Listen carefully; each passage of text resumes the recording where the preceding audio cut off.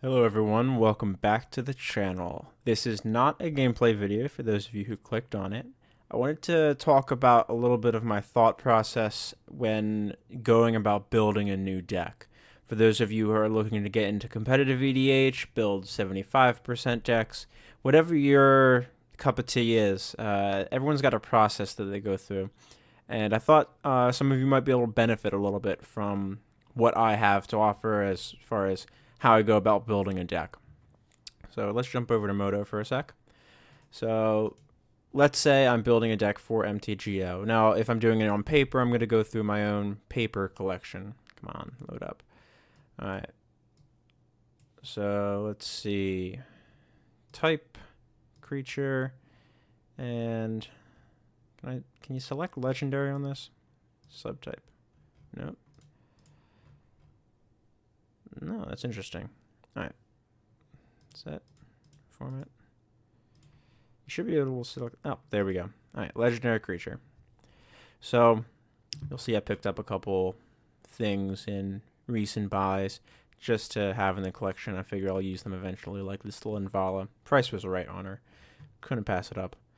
All right. So the first thing I'll do is go through and some people like to pick a deck based on the commander. Some people like to build the style of deck that they like, and then you pick a commander that fits that style. I try to go for a hybrid of both. I think about what kind of deck that I want to build. So let's say I want to play a Lands Matters deck. So I'm thinking off the top of my head, I would pick Tasker. Gitrog's definitely in contention for a Lands Matter deck. Mina and Den's also in contention. Kamal's a possibility if I want to go mono green. Azusa's very good. Nissa's very good. Rada's sort of a lands matter in the sense that you want to destroy your opponent's lands. But so you go about that. Let's say you want to build a control deck. You have Thrasios and another partner if you want. You have Widwin. You have Tassiger once again. Azami, Teferi, Rashmi, all potent. So Venser is not terrible. Vendilion collects more of a tempo control. So you want to think about what kind of deck you want to build, and then think of a commander that sort of matches that theme, or you think might match that theme. So I'm just going to use Maren as an example. That's all the stuff that I have queued up in Chrome over here.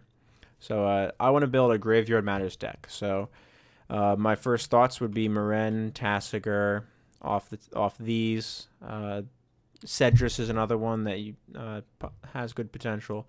But all right, so let's say we're building Graveyard Matters and we want to think of Maren. So I did this back in, I think, God, when Maren was spoiled, I believe, and we got the deck lists for 2015. No, 2014. Was she 2014? I believe. I'm not actually sure off the top of my head. But she was spoiled, and I played on Cockatrice at that time, which is the free client. It is not affiliated with Wizards. Its interface is not very good at all, but you can have everything in any supply. I actually prefer playing on Moto. The interface is fine, despite the bugs that you encounter a lot. It's actually a good interface. So I think of Maren. All right. So that's my list, which is somewhat out of date. This is the good 99 that I'm comfortable with. I'm testing a bunch of cards, so this is not appropriately correct for my last video. But I'm not going to edit this until I have cards that are locked in for a new 99, so to speak. All right, so the first thing I do is let's go with EDH Rec first. So this is a fantastic website. I'll be linking all of these down in the description as well. So I look at EDH Rec, and you can type in what kind of commander you want. So Maren of Clan Neltoth. It autofills wonderfully, and I hit search. So it gives me a little bit of the average distribution of the deck. 37% land, 35% creatures, and then everything else beneath 10%. Recent decks that used Maren that EDH Rec has listed on it. Excuse me. And the cards that are the new cards that see a little bit of play. And the signature cards for the deck, you'll notice Merciless Executioner, Caterpillar, Skullclamp, Fleshbag, Steve, Birthing Pots, a DC, like a lot of cards that I play in my Maren deck. I do not like Spore Frog in the deck. It's good in 75, but it's very bad in competitive 1v1 when I'm trying to build the best deck I possibly can. There's better sack outlets at 1. Ewit, Ashnod's Altar, Rex Sage, Buried Alive. So it gives you this cool list of everything that you're going to work off of as the most commonly played cards, and it just gives you an idea of what you're looking at as the net deck for the commander, so to speak. It's what most decks include, and what your opponents will expect you to have when they see you are playing Moranis of Clan Neltoth as the commander. Once you've got... Now, what I'll do is I'll just add all of the cards that I think might go in, add them all into the deck, and start making cuts. I'll lay out my curve because, contrary to popular belief, the curve matters very much in EDH, almost more so than other constructed formats, in the sense that you only have single copies of each card. So with the exception of functional reprints like Fleshbag Merciless, you need to keep your curve in mind, knowing that you're only going to have one copy of that card at that slot. So you want to put other effects at that level as well. Just like I try to spread out my naturalized effects up and down the curve. Acidic Slime floating around here. There it is. So I have 1, 3, and 5 for naturalize. You want to spread out those effects across your curve as well. So lay out your curve, start making cuts and everything. Once you have a rough 50 to 60 or 60 to 70 even that you like, I'll typically count up my mana symbols and check how it is, and then I'll jump over here to Mana Base Crafter, and just like EDH Rec, you can put in the name of your commander, Moran of Clan Neltoth, and it automatically fills your color identity, and you can set any color, colorless, and remove like colorless from the selections. Or you can move I guess that's single color. Not sure. So it gives you a full list of all of the possible lands that can be played in your deck. Original Dual, Shocks, Unconventional, so that's the Tainted. These are the double fetches. Obviously, it's not the great fetch, but you do have this wonderful Zendikar one. The single basic fetch.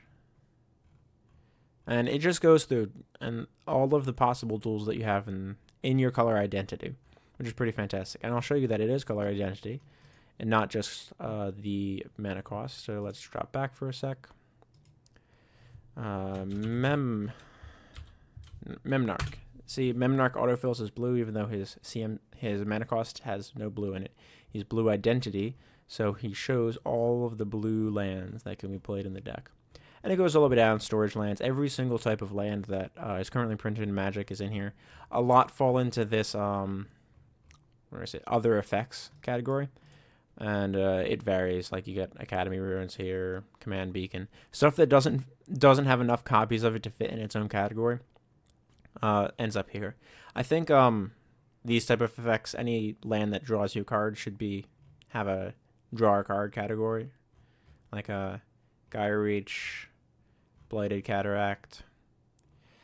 No, not Moran. There's a bunch of lands that can draw you a card, and I think they should be in their own category. Seagate Wreckage, that's what I was thinking of.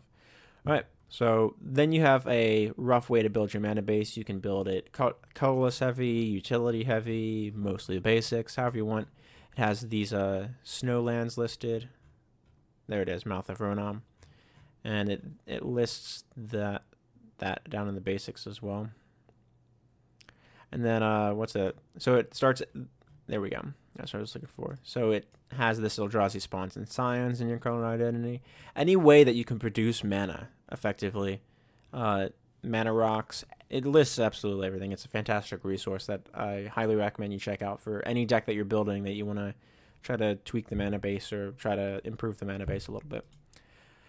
What else you can do if you don't want to do this EDH Rec and just pick the best of the best, you can go to mtgsalvation.com/forums/search and close that. And what I like to do is I'll search, but you want to search a specific forum, and you scroll down, and you get an EDH commander. Sorry, I'm so used to calling it EDH instead of commander.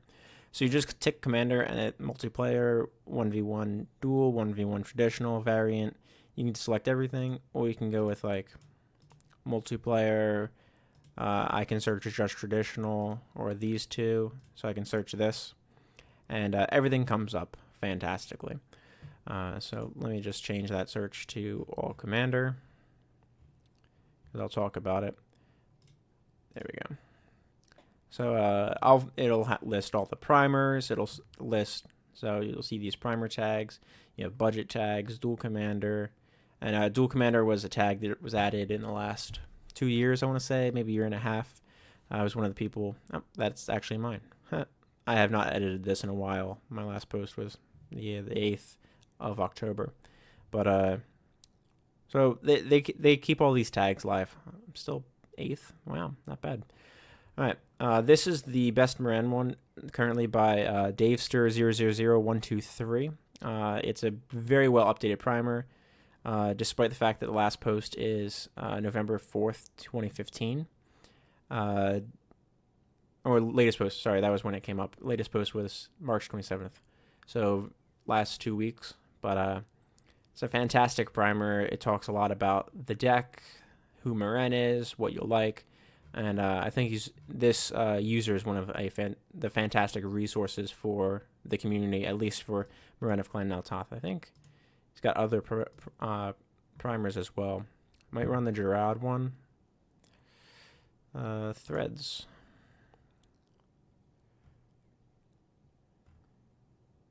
Not actually. Yeah, Moran. Yeah, ton of primers.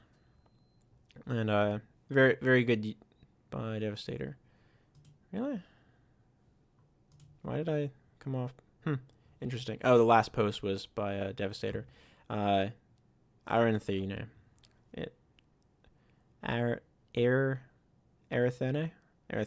I guess. Very good resource for the community.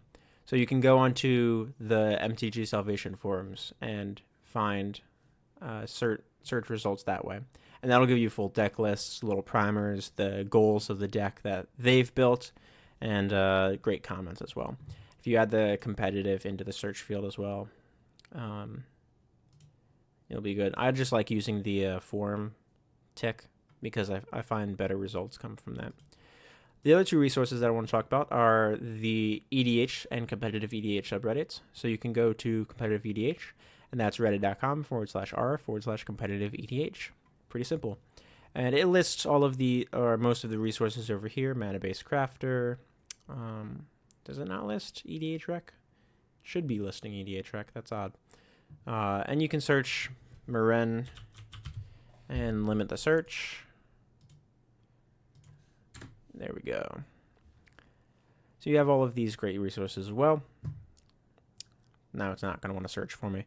You also have the EDH subreddit, and you got to keep in mind if you're building competitive, EDH subreddit isn't going to be as effective at finding what you want because it's going to give you all of the posts.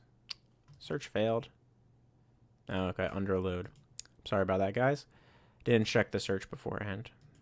So the regular EDH subreddit will give you all of the posts that contain Moran as the word, if that's the word you're searching for. And you got to keep in mind it's going to be 50%, 75% decks, as well as some competitive decks. But every now and then you find a unique treasure in a 75% deck that might be viable for competitive. And I like using the 75% decks to try to tweak or rogue build my competitive list a little bit, because every now and then you got to keep in mind that those players are coming to the format with a different mindset than the competitive player. So they might have stumbled on some interaction that they think is like cute or interesting, that it's actually very good and very viable for competitive EDH. So it's worth looking at. But that's basically my process of building a deck. Once I have that 75, I have a rough mana base built, I just start refining and testing the deck. I'll tweak it. My rules always try to push the curve down a little bit. Whenever I play a deck with Dark Confidant in it, like my Moran deck has, I like to check the total average damage off Bob flips. And I think this Moran deck currently is like 1.4 or 1.5 average damage off Bob, which is a fantastic value. It's a 2-mana creature. I'm taking just barely more damage than Phyrexian Arena would, and that's a 3-mana enchantment. So it's a higher on the curve, and it's harder to interact with Meren. So Bob's a fantastic card in this deck. So my rule's always been, when I finish building a deck, count up my tutors, count up my ramp, count up my removal, and count up my draw. Those are the 4 things that I want to worry about in the course of playing a game, so to speak.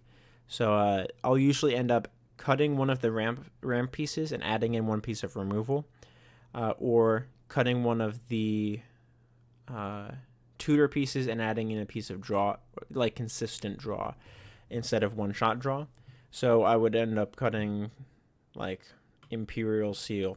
I'll almost never cut Diabolic Tutor, because Dark Confidant is a upgrade over Diabolic Tutor. I'd rather pay 2 mana for draws than 4 mana for a single shot tutor. So little changes like that help tweak the deck, and if ever possible, try to push the curve down as you do those changes, because you're going to find that you have a better chance of casting your spells when they don't cost 5, 6, 7, 8 mana. So that's been a little bit of a primer for how I build decks, how I go about constructing them. And one of the absolute best resources, and I cannot stress this enough, is testing it with your friends, testing it with your buddies. I've played this against Nate. He just posted one of our games on his channel. And getting a fresh set of eyes, especially a fresh set of eyes that has the same mindset in EDH as you, can be a real eye-opener, because everyone has pet cards. I know I'm guilty of it as well. I absolutely love my Mind Slicer. I absolutely love Buried Alive, Bloodghast, Interactions. I love Bob. I like my Brain Maggot and my Mesmeric Fiend way too much. So it's hard for me as a player to want to cut them because they've been so useful to me. I have attachment to them. And I think they are good cards in their own rights. But sometimes that pet card might be the card that needs to be cut. And it's hard for someone who's attached to those cards to be able to see that that's the cut when adding a new card into the deck. So having that fresh set of eyes that's detached from the overall list and strictly looking at the deck to optimize it is very helpful. If you don't have people that have a similar mindset to you for EDH, don't forget to post on competitive EDH subreddits or EDH subreddits. I'd recommend the competitive one if that's your mindset, or if you're posting on the generic EDH subreddit, make sure to include in your title 75% deck or semi-competitive, meta, whatever you want to do to clarify what level you want your deck to be at. You definitely need to do at least on the regular subreddit. On the competitive one, understand people are going to make competitive suggestions. If you're playing blue, expect Time Twister to be suggested to, because it is legal in EDH, and competitive EDH is basically a budgetless format in the sense that you can play on a budget, but to optimize, you have to throw the budget out the window. All right, I hope you guys enjoyed the video. Don't forget to like, subscribe, and share it to anyone you think might enjoy, anyone you think might be able to benefit from this. I'm going to be setting this as my landing tile on my channel. For my new visitors, it will be replacing this deck text as of November 18th of last year, because I want to have something that new people entering the channel can see as a resource. And I can always direct anyone who is new to my channel to that video for any questions about my approach to the game. All right, see you all in the next one.